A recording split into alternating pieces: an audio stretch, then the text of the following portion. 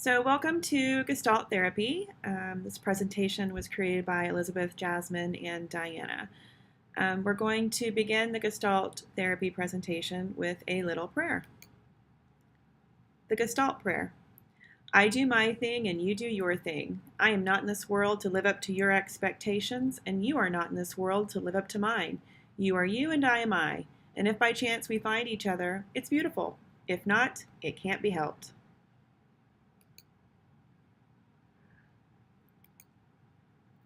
What is Gestalt therapy? Gestalt therapy is a client-centered approach to psychotherapy developed by Fritz Perls. This therapy helps clients focus on the present and understand what is really happening in their lives right now, rather than what they may perceive to be happening based on past experience. Instead of simply talking about past situations, clients are encouraged to experience them, perhaps through reenactment. Through the Gestalt process, clients learn to become more aware of how their own negative thought patterns and behaviors are blocking true self-awareness and making them unhappy.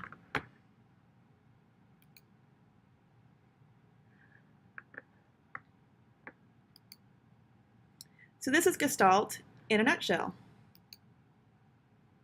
Hi, I'm going to give you Gestalt in a nutshell. Firstly, Gestalt's about awareness. That means that we bring things from the past and from the future into the present. Because it's in the present that really feelings exist, that we feel the feelings. It's in the present that our body experience and sensations are occurring. It's in the present that we really experience aliveness. And it's in the present when we make choices, and choices are very important in Gestalt, increasing the sense of choicefulness. So Gestalt therapy brings all this into the present, and that allows us to do something different. And we use awareness to do that. The tool of awareness, a classic Gestalt question is, what are you aware of now? And that leads us very quickly and very deeply into the heart of a person's experience. Second aspect of Gestalt is dialogue. Dialogue, two-way, it's about you and me. It's not just me drilling down and asking you questions, me the therapist, you the client.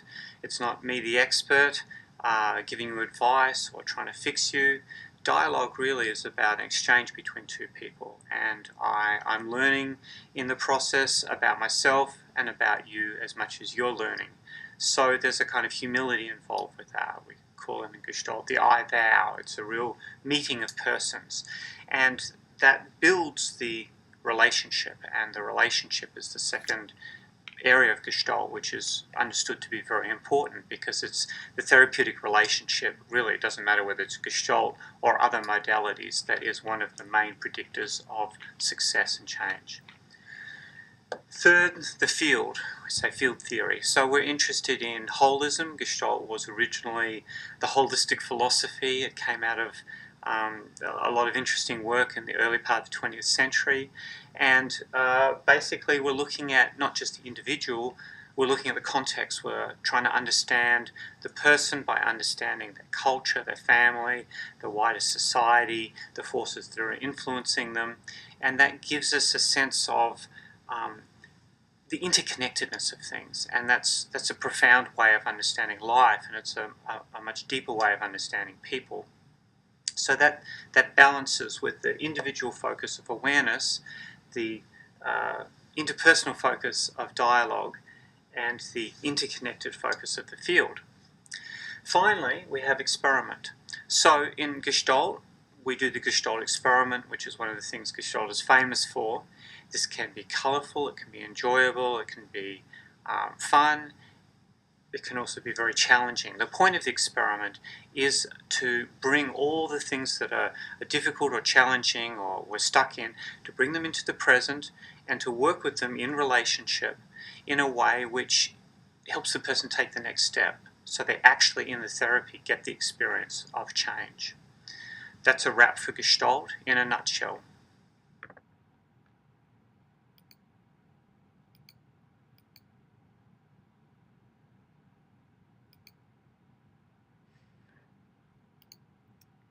This is an actual Gestalt therapy session with Fritz himself employing his technique. Disclaimer, smoking during these sessions is not required or encouraged. Thank you.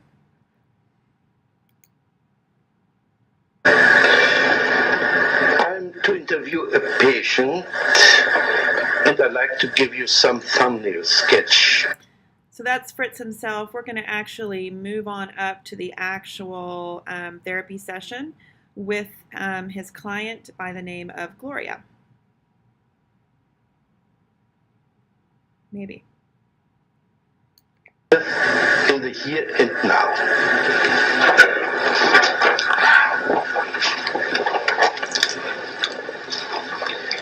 We are going to have an interview for half an hour.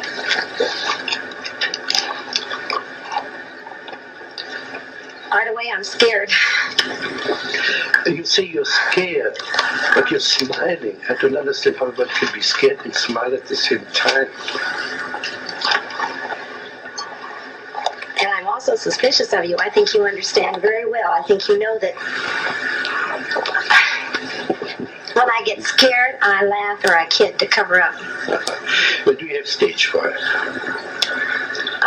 I don't know. I'm mostly aware of you. I'm afraid that you're going to have such a direct attack that you're going to get me in the corner, and I'm afraid of it. I want you to be more on my You say I side. get you in your corner and you put your hand on your chest. Mm-hmm. Is this your corner? Well, it's like, yeah, it's like I'm afraid, you know. Where would you like to go? Can you describe the corner you like to go to? Yeah. It's back in the corner where I'm completely protected. And then you would be safe of me, for me. Well, I know I wouldn't really. Well, But it feels safer, yes. Imagine you were in this corner, and you're perfectly safe now. What would you do in that corner? I just sit. Yes, just sit. Yes. No. How long would you sit? I don't know, but this is so funny as you're saying this. This reminds me of when I was a little girl. Every time I was afraid, I'd feel better sitting in a corner. Okay, you're Panicky. Are you a little girl? Well, no, but it's the same feeling. Are you a little girl? This feeling reminds me of it. Are you a little girl? No. No, at last. How old are you? Did Then you're not a little girl. no? Okay.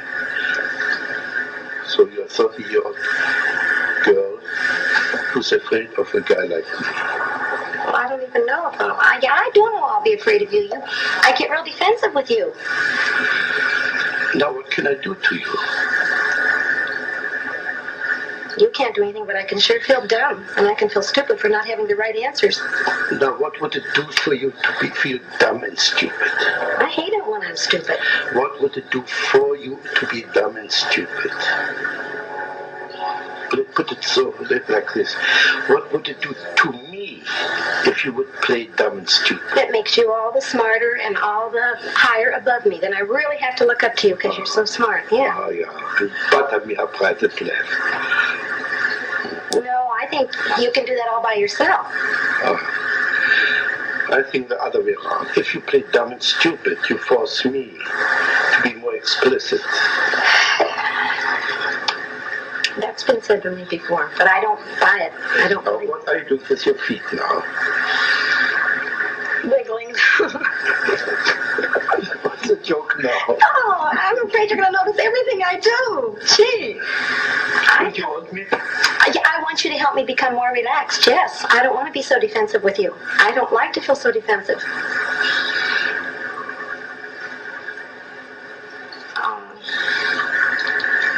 You're acting like you're treating me as if I'm stronger than I am, and I want you to protect me more and be nicer to me. Are you aware of your smile? You don't believe a word what you I say. do too, but I know you're going to pick on me for it. Sure, you're bluff, you're phony. Do you believe you're meaning that seriously? Yeah. If you say you're afraid and you laugh and you giggle and you squirm, it's phony. You put in a performance for me. Oh, I resent that very much. Can you express it? Yes, sir. I most certainly am not being phony. I will admit this. It's hard for me to show my embarrassment, and I hate to be embarrassed. But boy, I resent you calling me a phony. Just because I smile when I'm embarrassed or I'm put in a corner doesn't mean I'm being a phony. Wonderful, thank you. You didn't smile for the last minute. Well, I'm mad at you. That's right. You didn't have to cover up your anger with your smile. Now in that moment, in that minute, you were not a phony. Well, at that minute I was mad, though. I wasn't embarrassed. In other words, when you're mad, you're not a phony. I still resent that. I'm not a phony when I'm nervous. Again. I want to get mad at you. You know what I'd like to do? I want you on my level, so I can pick on you just as much as you're picking on me. Okay, pick on me.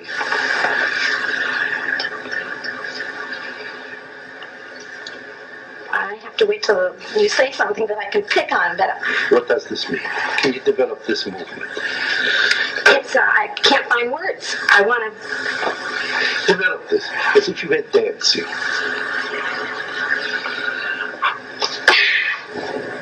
I want to start all over again with you. Okay, let's start all over. I know what corner I'd like to put you on. I'd like to ask you a question, and because I have a feeling you don't like me right off the bat, and I want to know if you do. Can you not play Fritz Perls not liking Gloria? What would he say? He'd say that she's a phony, for one. So you are a phony. You're a phony, and you're a flip little girl, and you're a show-off. What would you answer to that? I know what I'd answer. I'd say I think you are too. Now say, tell the story. Tell me what a phony I am. Well, Say, Fritz, you're a phony. Phony's not quite the right word, but it's more like a show-off. A show? Like you know all the answers. Yeah. And I want you to be more human, and that doesn't seem very human to me. To know all the answers is not very human. Yeah, to right away find out how I'm kicking my feet, and why am I doing like this? Why are you doing like that? Oh dear, I've got eyes, I can... So as you can see, Gestalt therapy can be a little confrontational and make people a little uncomfortable. If you're interested in watching more of the interview with Gloria, I think there's a couple of them on YouTube, and they're pretty interesting. She gets a little heated.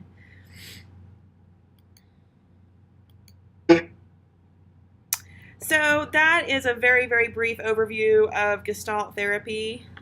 Hope you enjoyed it and got a little bit out of it. Now we're just looking for some volunteers so we can experiment on you just a little bit, and no cigarettes are required. Thank you for watching.